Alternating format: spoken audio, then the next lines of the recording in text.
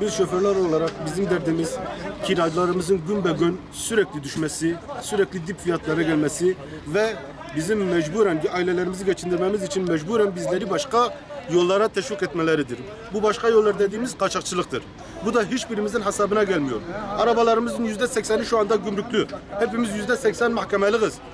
İkinci bir tekrarında hepimiz hapse gireceğiz. Çocuklarımız perişan olacak. Bundan bir hafta önce 20 dolar yazan kira bugün 13 dolar yazıyor.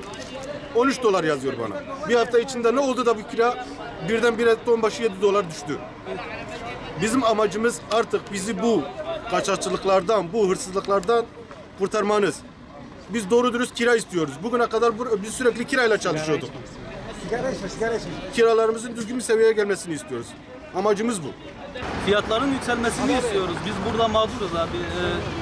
Fiyatlar 3-4 seneden beri aynıdır. Yükselme yok.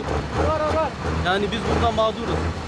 Birisinin el koymasını istiyoruz bu işe. Am betifakır. Rastlı.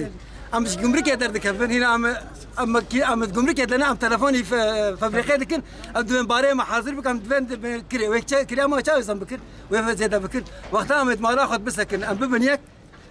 Giş tüccar, ev ayakçı, madem nakleci, madem makara kırne.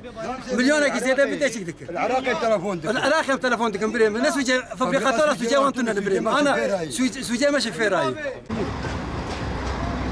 Mağduruz.